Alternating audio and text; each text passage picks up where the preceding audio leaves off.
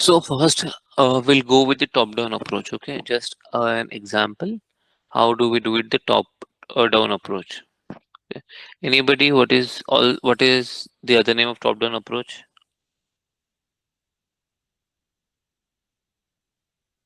For bottoms up approach?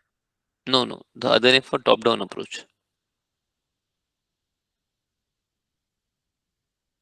Not sure.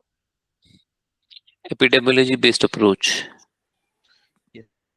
Okay. Patient-based forecasting. Patient-based approach. Yeah, both are okay. Epidemiology or patient-based approach. Okay. So we'll start with this. So first, we'll go with the parameters. Okay. So we'll take US as a country, okay, market, because we should know where the product is getting launched. Because this approach is mostly for the products which are about to get launched. Okay, most of the time, it doesn't mean that we can't do it for the products which are launched, but mostly it is for the products who are in pipeline. Okay, this is an oral drug. Okay, so at least we'll get to know that should we focus on the ml part or the daily dose. Okay, so that way we should know the dosage of administration as well, which is a DOA we say.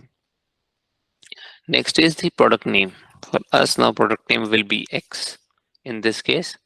And finally, we should know the indication as well, right? Because we'll get to know the prevalence and the incidence rate from this. Okay, so these are the four things.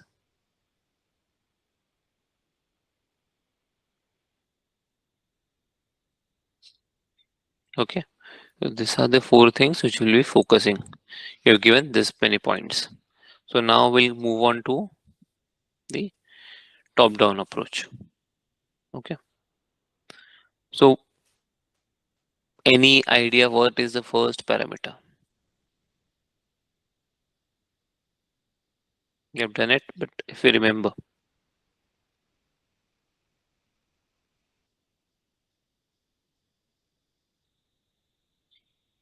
first parameter, very common, is population of 2026 will take.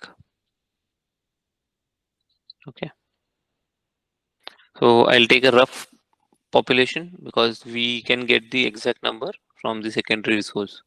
I'll just take a rough one.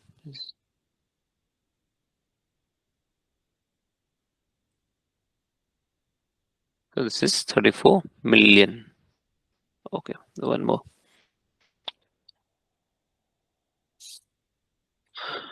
Okay, 34 million. Sorry, yeah, 340 million is the mean.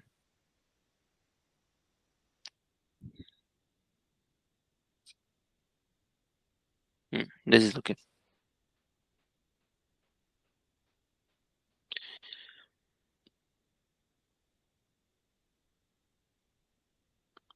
Next would be,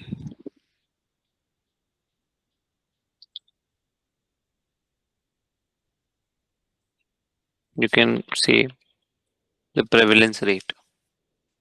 Okay, so once the prevalence rate we'll take might be in percentage here, that can be different things as well.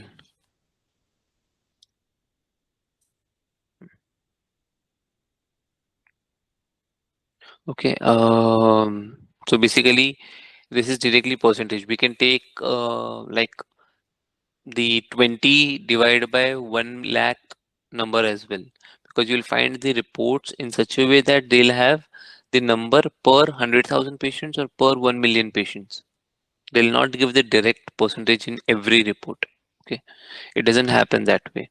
So for example, if it is 300 patients per million, okay,